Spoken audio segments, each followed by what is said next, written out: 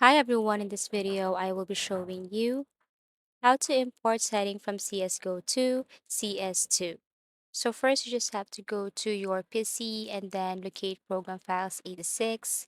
Now go to Steam and then under Steam you have to look for user data.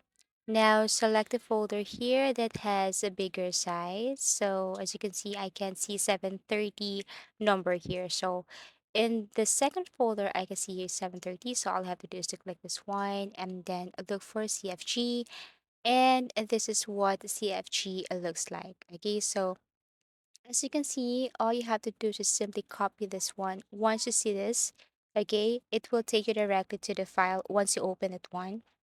And what you want to do here is just simply copy. Now go back to Program Files 86, go to Steam, go to Common, go into Counter-Strike, go to Game, then go to CSGO. Once you're here, what you want to do is just simply look for CFG and then scroll down and open a new folder here. Now paste what you have copied earlier from the user data. Okay, so once you're done, and then you have to open the folder. And this is what it looks like. Now we are going to change some of the things here. And what I want you to do is to follow. So first, if you see unbind all, what you want to do is to remove that one. It should be under CFGVER. So if you see that unbind all, just delete it. Second is you will see there bind D. You have to change that from plus move to plus right. And also for bind A, instead of plus move left, you have to change this to plus left.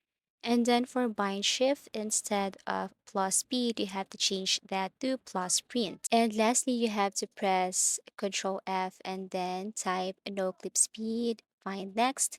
And then once you found it, what you want to do is to change this to 1000. Now what you want to do is simply save this and then you can file this as autoexec.cfg and then go to your Steam and launch your CSGO.